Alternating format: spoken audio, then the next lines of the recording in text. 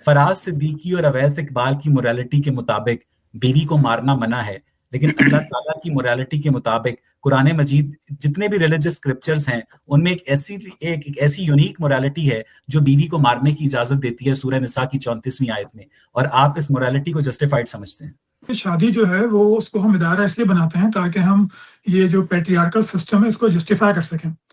شادی دو انسانوں کے درمیان کانٹریکٹ ہے، یہ ایک لیبر کا کانٹریکٹ نہیں ہے اپنی باس کے ساتھ، یہ کسی لیبر کا کانٹریکٹ نہیں ہے کسی کمپنی کے ساتھ، یہ میرا تعلق امیزون سے نہیں ہو رہا یا میری بیوی کا تعلق امیزون سے نہیں ہے، ایک انسان سے ہے، تو اس کو بحیثیت انسان برابری ہونا چاہیے کم سے کم، اگر حقوق میں نہیں تو فرائض میں اس کو بالکل برابری آپ کو رکھنی چاہیے، لیکن ایسا نہیں ہے۔ آپ مطلب ہم یہ کہہ تو دیتے ہیں کہ جی شادی ایک ادارہ ہے، نہیں ادارہ اگر ہے تو ادارہ ہم اس کو مان کیوں رہے ہیں؟ Like why is it a company? It's a contract between two human beings who are equal. اگر آپ مرد کو اجازت ہے کہ وہ عورت کی سرنوزش کے لیے سرنوزش کرے، اس کو بستر سے الگ کر دے، اجازت آپ عورت کو نہیں دیتے۔ یہ انسان کی تذلیل ہے کہ اس کو ایک سوشل کانٹریکٹ کے اندر مارنے کی اجازت دی جائے، یہ انسان کی تذلیل ہے۔ انسان کو ذلیل کرنا ہے کہ تم جو ہو وہ اس قابل ہو اور میں حاکم ہوں اور میں تمہارے مار بھی سکتا ہوں، تمہیں روک بھی سکتا ہوں، اور میں تمہیں بتاؤں گا آئی ایم دا کرائٹیریا جو تمہیں بتائے گا کہ کیا صحیح ہے کیا غلط ہے۔ وہ عورت مرد کے ساتھ یہ نہیں کر سکتی، وہ اپنا بستر الگ نہیں کر سکتی، وہ گھر چھوڑ کے نہیں جا سکتی، وہ سیکس کرنے سے منع نہیں کر سکتی۔ This is patriarchal system sir, I am really sorry. شوز کی جو بات ہے وہ ہمارے علماء یہی کہتے ہیں کہ یہ کوئی بڑی سری کوئی بدتمیزی وہ کرے، سید سلمان ندوی کی میں نے ایک مثال دی تھی کچھ عرصے پہلے کہ کوئی کھلی ہوئی بے حیائی وہ کرے، اس پہ آپ کریں، لیکن اگر آپ جب اسلامی تاریخ کو دیکھتے ہیں تو اس میں جو عورتوں کے اوپر یہ جو پھینٹی نہیں کہنا چاہیے لیکن ان کو جو مارا پیٹا جاتا تھا اس میں ایسے گناہ کوئی نہیں ہوتے تھے۔ جس روایت کا آپ نے ذکر کیا ہے، جس روایت کا آپ نے ذکر کیا ہے اس میں بھی کوئی بھی جو وہ نشوز نہیں تھی جس کو ہم کہتے ہیں، ان کو وہ اسی پہ مار پڑی تھی کہ زبان کیوں چلا دی، دیر سے آنے پہ روٹی کیوں کالی ہو گئی اور کھانے میں نمک کیوں زیادہ ہو گیا، وہ اس طرح کی باتوں پہ مار رہے تھے۔ یعنی جن صحابہ کے سامنے قرآن مجید اترا انہوں نے نشوز کو وہ نہیں سمجھا جو آج غامدی صاحب یا علامہ یوسف قرضاوی یا حمزہ عباسی صاحبان ہمیں کیسے پتہ ہے؟ آج کی گفتگو کا آغاز عام صاحب میں سب سے پہلے ایک بہت بڑا اشکال جو قرآن مجید کے اوپر بالعموم کیا جاتا ہے، بالخصوص پڑھے لکھے جدید طبقے کی طرف سے، وہ یہ ہے کہ قرآن مجید میں شوہروں کو عورتوں کو مارنے کا حق دیا گیا ہے۔ یہ بات جب آپ آج کی نوجوان نسل کو، جدید پڑھے لکھے لوگوں کو مہذب معاشرے میں بیان کرتے ہیں کہ اللہ تعالیٰ نے یہ بات کہی ہے، یہ بات لکھی ہے، تو علم، عقل، آدمی کا شعور، آدمی کی جو ایک حساسیت ہے، پھر عورتوں کے ساتھ ہونے والا ایک استحصال کی تاریخ ہے، اس سب کے اندر بالکل اجنبی اور بڑی متوحش قسم کی ہدایت لگتی ہے، نعوذ باللہ۔ اس حوالے سے میں کچھ سوالات بالترتیب آپ کے سامنے رکھوں گا۔ سب سے پہلے تو مجھے یہ بتائیے کہ یہ اسٹیٹمنٹ دینا کہ قرآن مجید نے مردوں کو عورتوں کو مارنے کا حکم دیا ہے نشوز کی صورت میں، کیا یہ بات درست ہے؟ قرآن مجید میں ایسا کوئی حکم نہیں دیا گیا۔ جو بات قرآن مجید نے کہی ہے اس کو اس کے صحیح پس منظر میں سمجھنا چاہیے۔ ہمارے ہاں لوگ جذبات کی نگاہ سے چیزوں کو دیکھتے ہیں، اور جذبات کا معاملہ یہ ہے کہ وقت، حالات، تمدن، یہ سب اس پر اثر انداز ہو جاتے ہیں۔ وہ چیزیں جو آج خوب ہیں وہ پہلے ناخوب تھیں، جو پہلے خوب تھیں وہ اب ناخوب ہو گئیں۔ وہ شاعر نے کہا ہے نا کہ تھا جو ناخوب بتدریج وہی خوب ہوا۔ بے شمار ایسی مثالیں دی جا سکتی ہیں کہ آج سے 100 سال پہلے، 200 سال پہلے ایک چیز کو لوگ پسند کرتے تھے، اب سخت ناپسند کرتے ہیں، اس وقت سخت ناپسند کرتے تھے، اب کوئی مسئلہ ہی نہیں ہے۔ یعنی اس کی مثالیں دونوں طرف دی جا سکتی ہیں۔ تو قرآن مجید کا معاملہ یہ ہے کہ وہ اللہ کی کتاب ہے، اس میں اگر کسی چیز کو موضوع بنایا گیا ہے تو وہ علم و عقل کے آخری معیار پر بنایا گیا ہے۔ اس میں جو بنیادی بات ہر شخص کے سمجھنے کی ہے وہ یہ ہے کہ اس دنیا میں جب آپ کوئی انحراف کرتے ہیں، ذاتی سطح پر کریں، اخلاق کی سطح پر کریں، معاشرتی سطح پر کریں، سیاسی سطح پر کریں، کسی بھی سطح پر کوئی انحراف کریں گے تو اس کا ایک درجہ وہ ہوتا ہے کہ جہاں آپ کو سمجھایا بجایا جاتا ہے، آپ بات کی جاتی ہے، آپ کو توجہ دلائی جاتی ہے، لیکن ایک وقت ایسا آتا ہے کہ جس کے بعد پھر وہ محض غلطی، محض انحراف نہیں رہتا، اس سے آگے بڑھ کر جرم بن جاتا ہے۔ چنانچہ پوری دنیا میں اس بات پر اجماع ہے کہ جرائم کی سزائیں دی جائیں گی. یعنی ابھی دنیا یہاں نہیں پہنچی. ہو سکتا ہے کہ آج سے کوئی 100-200 سال بعد یہ بحث بھی کرنی پڑ جائے, لوگوں پر ذرا زیادہ جذبات کا غلبہ ہو جائے اور وہ کہیں کہ سرے سے کچھ بھی نہیں کرنا چاہیے, جس کا جی چاہے کسی کو قتل کر دے, جس کا جی چاہے وہ ریاست کے خلاف اٹھ کھڑا ہو, جس کا جی چاہے وہ چوری کر لے. تو جب کوئی شخص جرم کرتا ہے, یعنی جو آپ کے بنیادی حقوق ہیں, ان بنیادی حقوق کا سب سے اعلیٰ بیان خود اللہ کے پیغمبر کا ہے. حجۃ الوداع کے موقع پر جو بیان دیا ہے وہ قرآن مجید کی تصریحات پر مبنی ہے. آپ جانتے ہیں کہ وہ بیان یہ ہے کہ لوگوں, تمہارا مال, تمہاری جان اور تمہاری آبروئیں یہ اس دن اور اس مہینے کی طرح حرمت رکھتی ہیں. یعنی اس کا مطلب یہ ہے کہ کسی شخص کے خلاف نہ آپ جان کے لحاظ سے کوئی اقدام کر سکتے ہیں, نہ مال اور نہ آبرو. یہ بات بنیادی حقوق کے لیے, انسان کے بنیادی حقوق کے لیے اللہ اور اللہ کے رسول کی ضمانت ہے. عورت ہو مرد ہو کوئی فرق نہیں کیا گیا, سب کا معاملہ یہی ہے. کسی حکومت کو یہ حق نہیں ہے, کسی معاشرے کو حق نہیں ہے کہ وہ میری جان کے معاملے میں, میرے مال کے بارے میں, میری آبرو کے معاملے میں ادنا درجے میں کوئی اقدام کرے. یہ میری عمومی حیثیت ہے. لیکن جس وقت میں جرم کا ارتکاب کر لیتا ہوں تو پھر پولیس آتی ہے, پھر مجھے پکڑ لیتی ہے.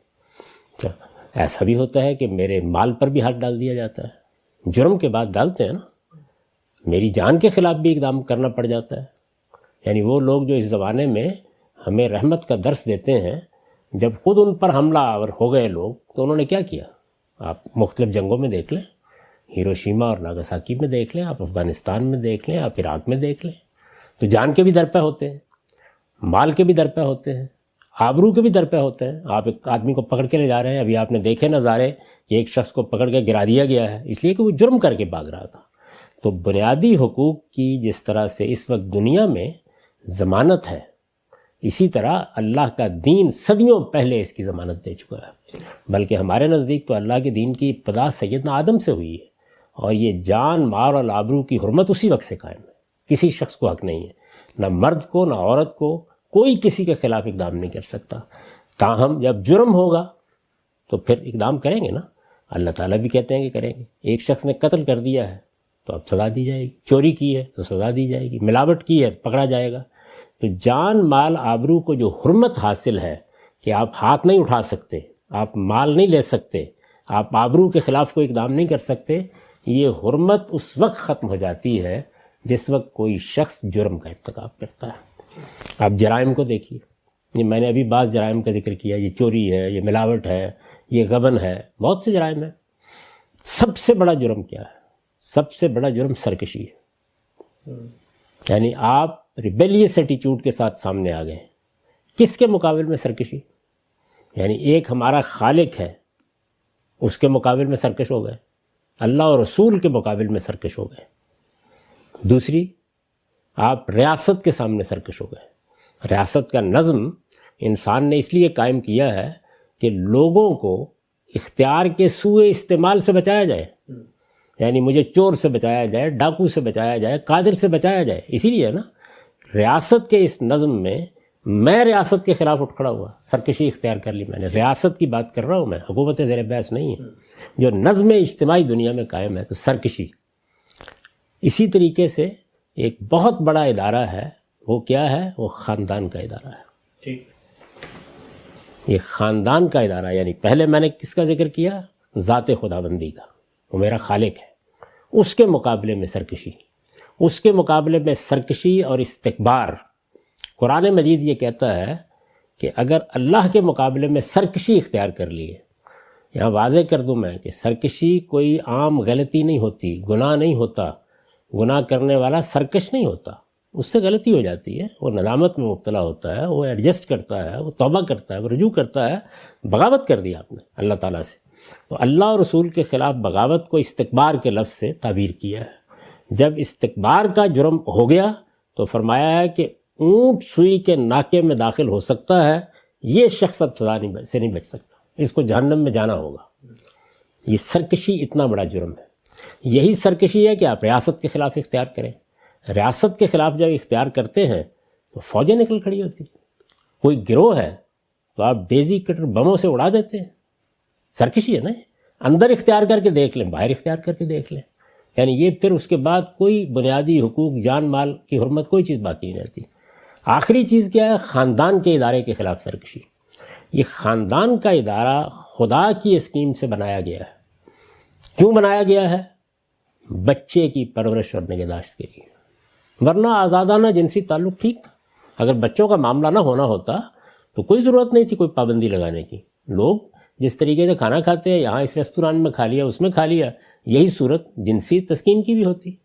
پابندی لگا دی گئی، خاندان کا ادارہ قائم کیا گیا، شادی کا ادارہ قائم کیا گیا کہ خدا ایک معصوم بچے کو، یعنی جو ناتواں ہے، جو اصل میں اپنی کسی معمولی ضرورت کو بھی پورا نہیں کر سکتا، 24 گھنٹے کے لیے ماں باپ کی آغوش سے نکال کے زمین پر ڈال دیں، زندہ ہی نہیں رہ سکے گا۔ اس بچے کی حفاظت، اس کی پرداخت، اس کی پرورش اور کم و بیش 20-25 سال تک اس کے معاملات کی نگرانی، اس مقصد کے لیے یہ ادارہ بنایا گیا ہے۔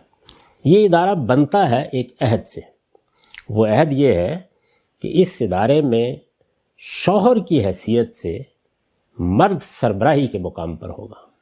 جیسے ریاست میں آپ ایک شخص کو سربراہ بناتے ہیں، کوئی ادارہ بناتے ہیں، آج تک کسی ایسے ادارے کا تصور نہیں کیا جا سکا جو باس کے بغیر ہو، کوئی اس کا سربراہ ہوگا، کوئی کمپنی ہوگی تو تب بھی ہوگا۔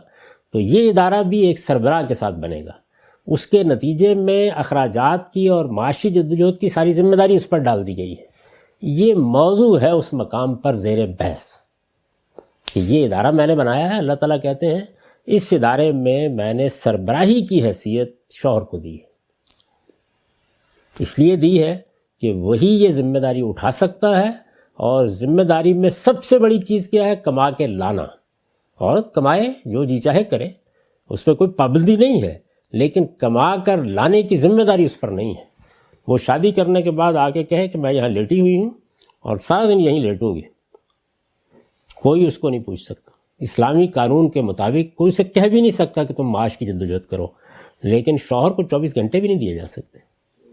وہ خدا کے سامنے بھی جواب دہ ہے اور معاشرے کے سامنے بھی جواب دہ ہے۔ اس کو کما کے لانا ہے، ذمہ داریاں پوری کرنی ہیں، تو وہ سربراہ ہے گھر کا۔ اس سربراہ کے مقابلے میں سرکشی، اس کو عربی زبان میں نشوز کہتے ہیں۔ یہ نہ کوئی اختلاف کا معاملہ ہے، نہ یہ کوئی عام غلطی کا معاملہ ہے، یہ زیر بحث ہی نہیں ہے۔ نشوز اختیار کر لیا گیا، یعنی جیسے ایک بچہ ہے، ایک بیٹا ہے، وہ غلطی بھی کرتا ہے، کوتاہی بھی کرتا ہے، ماں کی بات نہیں مانی، باپ کی بات نہیں مانی، لیکن ذرا تصور کیجئے کہ وہ اپنے والد کا گریبان پکڑ کے کھڑا ہو جاتا ہے اور یہ کہتا ہے کہ میں آپ کی یہ حیثیت ہی نہیں مانتا۔ یہ سرکشی ہے، یہ ریبیلیس ایٹیچیوڈ ہے جو سامنے آ گیا۔ یعنی ایک خاتون اپنے آپ کو بیوی کہتی بھی ہے، شوہر کے تمام جو ذمہ داریاں ہیں وہ ادا بھی کر رہا ہے، اور اس کے بعد بھی یہ اب اندیشہ پیدا ہو گیا کہ اس کے معاملات اب وہ رہے نہیں، یہ سلسلہ کسی اور جگہ چلا گیا۔ ظاہر ہے کہ اس کو سمجھ سکتا ہے ہر آدمی۔ تو اب یہ اس گھر میں رہتے ہوئے سرکشی اور ریبیلین پر آ گئی، یعنی اب بغاوت شروع ہو گئی ہے۔ اس موقع پر دو راستے ہیں آپ کے سامنے۔ ایک راستہ یہ ہے کہ آپ طلاق دیں اور ختم کر دیں، دوسرا راستہ یہ ہے کہ اس ایٹیچیوڈ کو ختم کرنے کی جدوجہد کریں۔ بھئی اولاد سرکش ہو جائے گی تو وہاں بھی دو ہی راستے ہیں نا، یا آپ نکال کے باہر پھینک دیں گے، اور یا اس کو بہتر کرنے کی کوشش کریں گے، اس کی اصلاح کرنے کی کوشش کریں گے۔ تو قرآن مجید نے کوئی حکم نہیں دیا، کسی چیز کا پابند نہیں کیا، یہ کہا ہے کہ اصلاح کے لیے اگر طلاق تک جا رہے ہو تو چلے جاؤ، علیحدگی اختیار کر لو، لیکن اس سے پہلے اگر اصلاح کے لیے یہ اقدامات کر سکتے ہو تو کر لو، کر سکتے ہو تو کر لو۔ وہ 3 اقدامات ہیں۔ اس میں بھی دیکھیے پہلے کیا کہا ہے کہ بھائی سمجھاؤ، فَيَعِظُوهُنَّ، سمجھاؤ، یعنی اس طرح کی اگر سرکشی پیدا ہو گئی ہے، معاف کیجیے، اگر اولاد سرکش ہو گئی ہے تو سمجھاؤ۔ اسی طرح اگر ریاست کے مقابلے میں کچھ لوگ سرکش ہو رہے ہیں تو سمجھاؤ۔ پہلا مرحلہ تو یہی ہوگا نا، یعنی امریکہ نے پہلے دن تو جا کے جاپان کے اوپر ایٹم بم نہیں گرا دیا تھا، یہیں سے شروع ہوگی بات۔ تو یہ کہا کہ سمجھاؤ، سمجھانا ہے شوہر نے، گھر والوں نے، خاندان کے لوگوں نے۔ وہ ایٹیچیوڈ ختم نہیں ہو رہا، معاملہ وہیں کا وہیں ہے۔ کہ اگلا اقدام یہ کرو کہ سپریشن اختیار کر لو۔ ان میں سے کسی چیز کو لازم نہیں کیا گیا، کسی چیز کا پابند نہیں کیا گیا۔ یعنی پہلے مرحلے میں یہ کہ یہ کر کے دیکھ لو، اچھا اس سے اصلاح ہو جاتی ہے کہ 2 مہینے 4 مہینے خاندان کے لوگ سمجھاتے بجاتے ہیں، معاملہ ٹھیک ہو جاتا ہے، اچھی بات ہے۔ نہیں ہو رہا، کیونکہ ہر آدمی سے یہ کہنا کہ طلاق دے کے الگ ہو جائے آسان نہیں ہوتا، بچے ہوتے ہیں، ذمہ داریاں ہوتی ہیں اور بہت سی چیزیں ہوتی ہیں۔ تو اگر گھر بچا سکتے ہو، طلاق کا راستہ تو کھلا ہوا ہے، وہ اگلے دن مانگ لے اور یہ کہے کہ میں اب جانا چاہتی ہوں، یہ طلاق دے دے، ختم ہو جائے گی بات۔ لیکن اگر سمجھانا بجانا ہے اور سپریشن کا مرحلہ آ گیا ہے، ظاہر ہے وہ بھی ایک دن کے لیے تو نہیں ہوگی نا، تو 2 مہینے 4 مہینے اس میں گزار کے دیکھ لو، ہو سکتا ہے یہ چیز تنبیہ کا باعث بن جائے، اس کو اندازہ ہو جائے کہ اب معاملہ ختم ہو جائے گا۔ وہ بھی نہیں ہے تو پھر سزا دو، یہ بات ہے جو قرآن مجید میں کہی گئی ہے۔ تو یہ سرکشی ناقابل معافی جرم ہے، یعنی یہ اس کے بعد کسی آدمی کے حقوق قائم نہیں رہتے۔ خاندان کے مقابلے میں سرکشی قابل سزا، خدا کے مقابلے میں سرکشی ناقابل معافی جرم، اور ریاست کے مقابلے میں سرکشی، تو یہ جرائم زیر بحث ہیں۔ یہ جس طرح ہمارے ہاں لوگ عام طور پہ گفتگو کرتے ہیں کہ اچھا فلاں کو ماں باپ کو مارنے کا حق ہے، ماں باپ کو بھی بالکل نہیں مارنا چاہیے، ماں باپ کو بھی سزا نہیں دینی چاہیے، ماں باپ کو بھی محبت کرنی چاہیے، ماں باپ کو بھی اولاد کو سمجھانا چاہیے۔ لیکن اگر گریبان پر ہاتھ آ گیا ہے تو پھر قابل سزا ہو گیا ہے۔ اللہ تعالیٰ نے یہ بھی نہیں کہا کہ ضرور سزا دو، بھئی آپ الگ کر دو، بات ختم ہو گئی، آپ حکومت کے حوالے کر دو معاملہ، آپ عدالت کے حوالے کر دو، یہ سارے آپشنز کھلے ہوئے ہیں۔ تو ایک آپ کو حق دیا ہے کہ آپ اگر درست کرنا چاہتے ہیں حالات کو تو لازم نہیں ہے کہ فوراً طلاق دے دیں، آپ یہ تدابیر کر کے دیکھ لیں، اتنی بات ہے۔ اچھا غم صاحب، جب یہ آپ فرماتے ہیں اور یہ بات علم اور عقل کے مطابق سمجھ میں آتی ہے کہ سرکشی ریاست کے خلاف آپ کریں، نیوسنس پیدا کریں، ریبیلینس بیہیویئر ہے، بغاوت پہ اتر آئیں تو قابل سزا جرم بن جاتے ہیں جب آپ دوسرے کے جان مال آبرو پہ حملہ آور ہوتے ہیں۔ ریاست میں جب کبھی فیصلہ کیا جاتا ہے کسی سرکش باغی کے بارے میں تو کچھ ضابطہ، دستور، قاعدہ، قانون، عدالت، پروسیجر، لوگ، افراد موجود ہوتے ہیں۔ یہاں پر تو معاملہ یہ ہے، فرد واحد ہے، اس نے فیصلہ کرنا ہے کسی کی سرکشی کے بارے میں، کسی کی ریبیلیس بیہیویئر کے بارے میں، تو وہاں پر چلیں اس بات کو مان بھی لیں تو ایک پروسیجر موجود ہے جس میں آپ کا اجتماعی کانشیس ہے، لوگوں پر مشتمل شعور ہے، وہ فیصلہ کرے گا، قانون سازی، پارلیمنٹ، عدالتیں، پروسیجر۔ یہ قرآن مجید نے جب حق مرد کو دے دیا تو اس میں تو اس کا شدید اندیشہ ہے کہ مرد خود فیصلہ کرے گا، خود عدالت لگائے گا، خود سزا کا نفاذ کرے گا۔ پہلے مرحلے میں جب ریاستیں اس طرح سے منظم نہیں ہوئی تو سارے حقوق لوگوں کو دیے گئے تھے۔ قرآن مجید نے سورہ بنی اسرائیل میں بتایا کہ قتل کی سزا کا معاملہ بھی لوگوں ہی پر چھوڑ دیا گیا تھا۔ آپ کا قتل ہوا ہے، قرآن مجید نے کہا جا کے بدلہ لے لیں، اس لیے کہ ریاست کا نظام موجود نہیں ہے، لے لیں بدلہ جا کے، آپ کی مدد کی جائے گی، لیکن اس میں کہا فلا یسرف فی القتل، زیادتی نہ کرنا، بس۔ تو اسی طرح جب گھر ہے، خاندان ہے، ماں باپ ہیں، اعزاء ہیں، اس طرح کوئی ادارہ ہے تو پنشمنٹ کا یا سمجھانے کا پہلا مرحلہ وہیں ہوتا ہے۔ آپ سمجھتے ہیں اس میں کوئی زیادتی ہو رہی ہے، ریاستیں وجود میں آ گئی ہیں، عدالتیں بن گئی ہیں، فیملی کورٹس بن سکتی ہیں، تو آپ پابند کر دیں لوگوں کو کہ آپ کوئی اقدام نہیں کریں گے، معاملہ عدالت میں آ جائے گا۔ قرآن مجید کے کوئی خلاف نہیں ہے۔ تو اصل میں یہ سمجھ رہے ہیں کہ قرآن کسی ایک خاص صورتحال میں گفتگو نہیں کر رہا، وہ اس سے مجرد ہو کر اصل بات میں گفتگو کر رہا ہے۔ یہ جو ریاستوں اور عدالتوں کو اختیار ہے وہ بھی اصل میں پہلے مرحلے میں جن کے خلاف اقدام ہوا ہے وہیں سے پیدا ہوتا ہے۔ میرے گھر میں چوری ہوئی ہے، ایک قبائلی معاشرے کے اندر میں ہی آگے بڑھوں گا اور میں آگے چور کی گردن ناپ لوں گا۔ تو پہلے مرحلے میں یہ افراد ہی کے پاس ہوتا ہے۔ اس کو ایک نظم میں ڈال کے ہم نے عدالتوں کے سپرد کر دیا، قانون سازی کر دی۔ ماں باپ آپ کے ملک میں آج بھی تادیب کرتے ہیں بچوں کی، مغربی ملکوں میں پابندی لگا دی گئی اور یہ کہا گیا کہ معاملہ عدالت کے سپرد کر دیں۔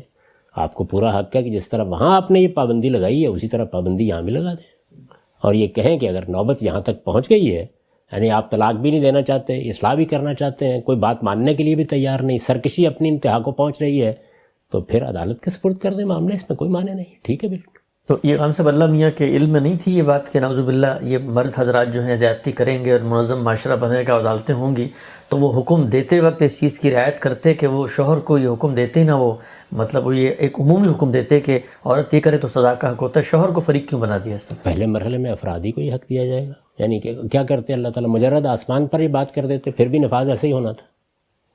یعنی جو جرائم ہوں گے جس وقت دنیا کی ابتدا ہو رہی ہے یا ایک قبائلی معاشرہ ہے یا باقاعدہ منظم ریاست، میں نے آپ کو قتل کی مثال دی ہے، تمام چیزیں یہیں سے شروع ہوں گی۔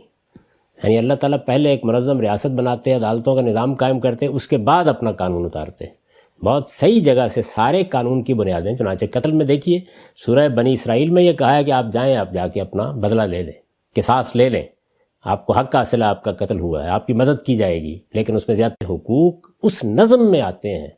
یعنی جب آپ نے کوئی ادارے بنانے شروع کیے تو ادارے اپنے اندر احتساب کرتے ہیں پہلے مرحلے میں. کسی جگہ آپ نے دیکھا کہ یہ ادارے احتساب کرنے میں تجاوز کر رہے ہیں، حدود سے تجاوز کر رہے ہیں، تو آپ معاملات کو عدالت کے سپرد کرتے ہیں. پھر عدالت کے سپرد کرنے کے معاملے میں بھی ابھی آپ پولیس کے بارے میں بھی اگر دیکھیں تو جو اچھی دنیا کی پولیس ہے وہ یہ نہیں کرتی کہ پہلے ہی مرحلے میں عدالت میں لے جائے، وہ بھی سمجھانے بجانے ہی سے ابتدا کرتی ہے، پہلے مرحلے میں خود ہی معاملات کو کنٹرول کرتی ہے. تو اللہ تعالیٰ نے کیا غلطی کی ہے اس میں؟ مطلب عدالت میں بیٹھا ہوا جج جو ہے وہ آسمان سے نازل ہوا ہے، شوہر جو ہے وہ جہنم کی مخلوق ہے، وہ ضرور زیادتی کرے گا. نہیں کرتے ہیں لوگ زیادتی، اس میں کوئی شک، ماں باپ بھی کرتے ہیں. میں نے ایسے باپوں کو دیکھا ہے، ایسی ماؤں کو دیکھا ہے جو بچے کی غلطی پر یا اس کی تادیب کے موقع کے اوپر بالکل ظالم ہو کے کھڑے ہو گئے. ہوتا ہے نا یہ. تو اس کو روکنے کے لیے پھر آپ عدالتوں کے سپرد معاملات کرتے ہیں، یہ جائز ہے بالکل. آپ یہاں بھی معاملہ عدالت کے سپرد کر دیں. ہم نے بہت سے معاملات میں قانون سازی کی ہے. والدین کم سنی کی شادی کر دیا کرتے تھے، عام طور پر تو نہیں کرتے تھے، کبھی کبھی کر دیجیے. اسی طریقے سے آپ دیکھیں ابھی آج سے 50-100 سال پہلے تک صورتحال یہ تھی کہ کوئی خاتون اگر طلاق لینا چاہتی ہے تو اس میں بڑے مسائل تھے. عدالتی نظام انگریزوں کا بنایا ہوا تھا، اس میں بھی مسائل تھے، لیکن آہستہ آہستہ اس کی اصلاح ہوئی. آج خلا لینا کچھ مشکل نہیں رہا. تو عدالتی نظام کے سپرد بھی جب آپ معاملات کریں گے تو وہ آسمان کی وحی نہیں ہوتی، جبریل امین نہیں وہاں بیٹھا ہوا، وہاں بھی غلطیاں ہوتی ہیں، کوتاہیاں ہوتی ہیں، ان کو بہتر کریں. لیکن عدالت جو ہے وہ ہم سب جج اتر کے اس کو تھپڑ تو نہیں مارے گا نا، وہ تو کہیں بھیجے گا کسی اصلاح خانے میں، 4 لوگ بیٹھے ہوں گے.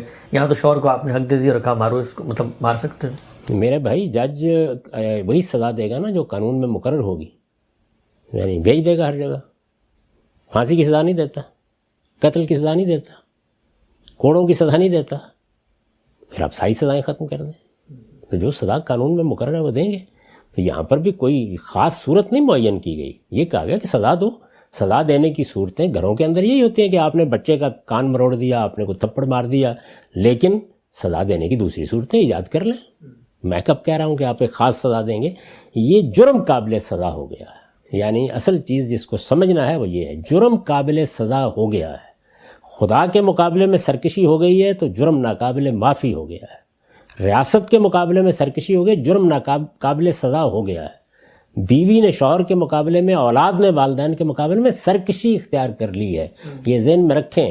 یعنی اختلاف، تعلقات کی خرابی، کوئی چیز زیر بحث نہیں، نشوز زیر بحث ہے، سرکشی ہو گئی ہے. اس کے بعد قابل سزا ہے، سزا کے لیے آپ سزا بھی مقرر کریں.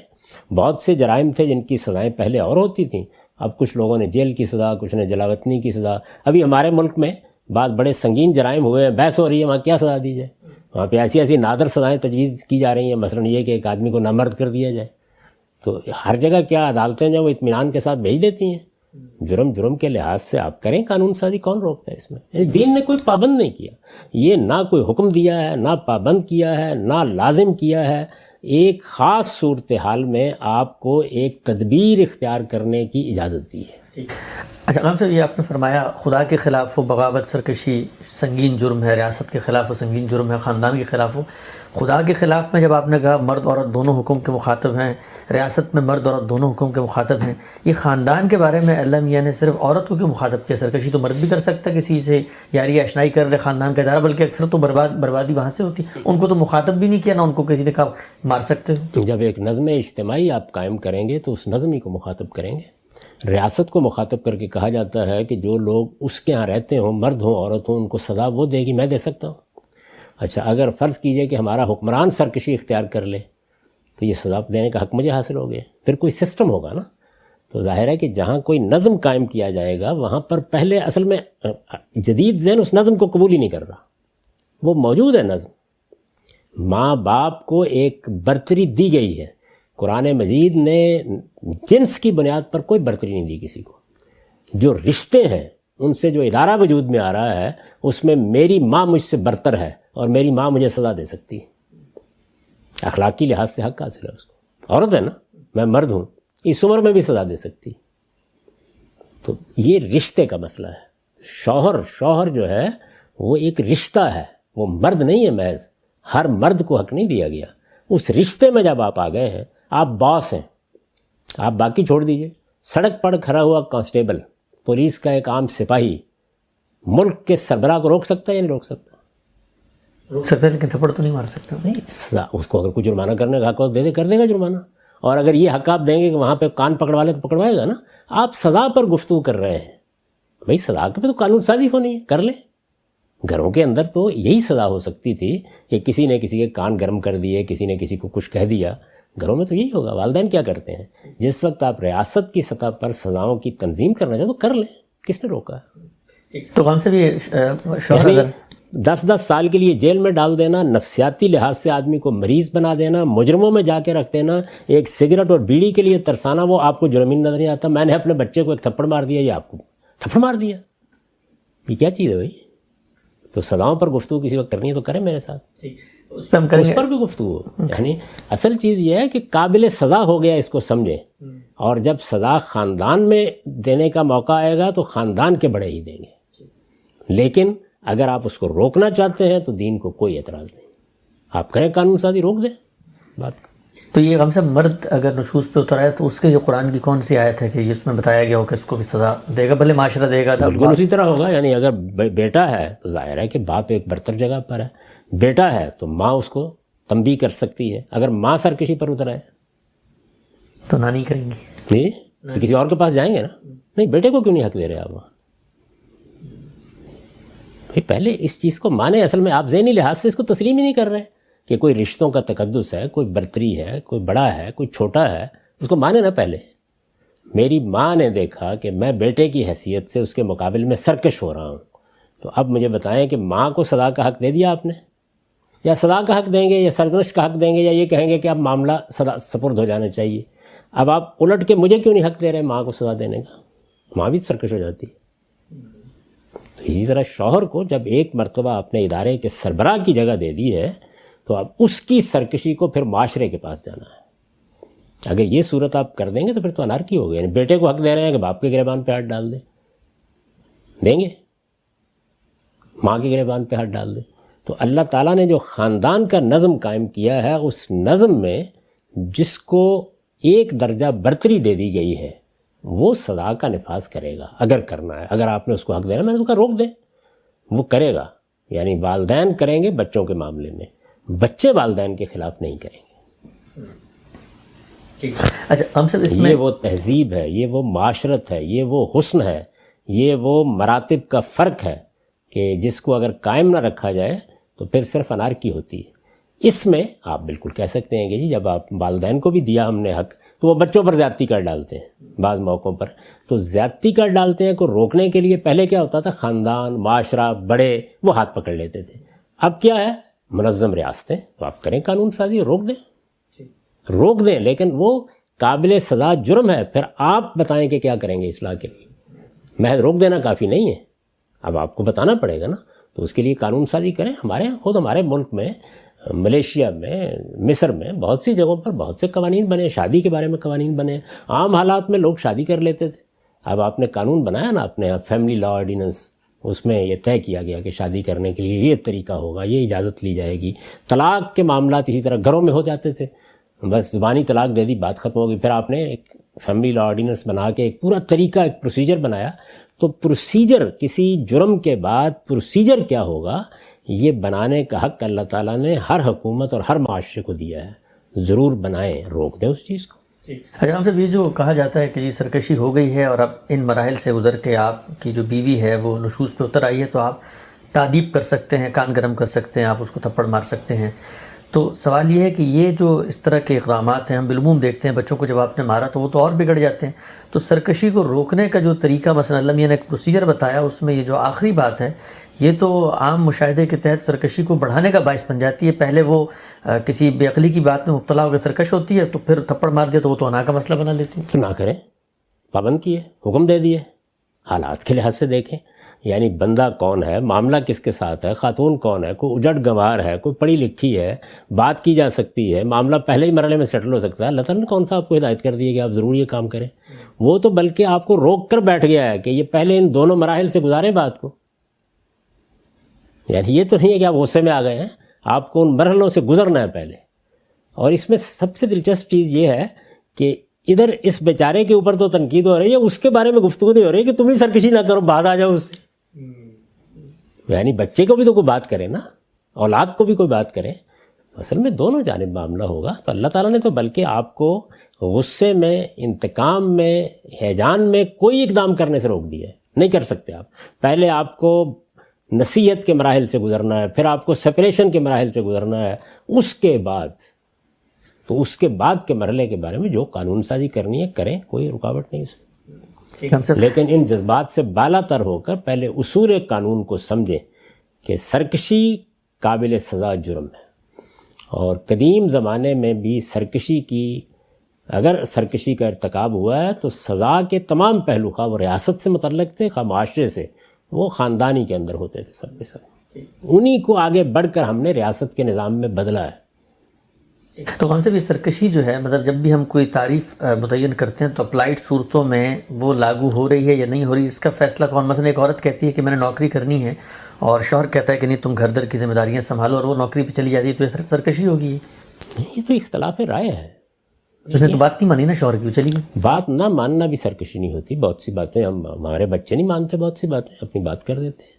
سرکشی اس اتھارٹی کو، اس نظم کو، اس حیثیت کو، اس رشتے کو چیلنج کر دینے کا نام. تو شوہر کہے میں نے منع کیا تھا، میری اتھارٹی چیلنج کر دی، چلی گئی.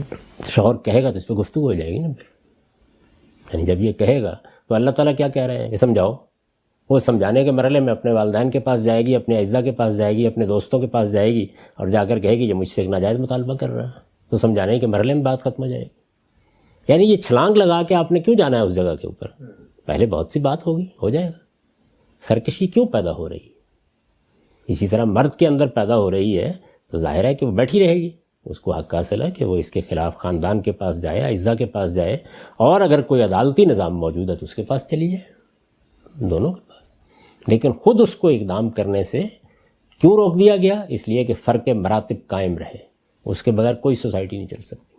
ٹھیک ہے. آخری سوال ہے ضمن میں ہم دیکھتے ہیں کہ جدید کچھ قرآن مجید پہ غور فکر تدبر تحقیق کرنے والے احباب نے اس آیت کا ایک مختلف مفہوم بیان کیا ہے، اور وہ کہتے ہیں کہ فضربوہن سے مراد یہاں پہ عورتوں کو مارنا یا تعذیب نہیں ہے.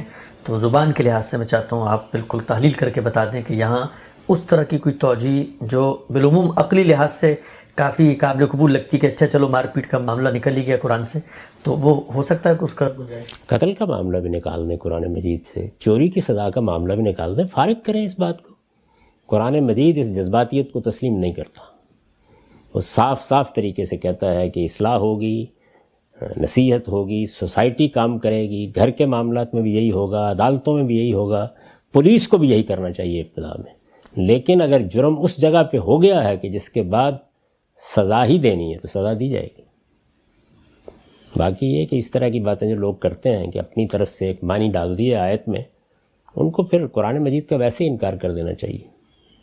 قرآن مجید کے الفاظ میں جو گنجائش نہیں ہے وہ اس میں نہیں ڈالی جا سکتی.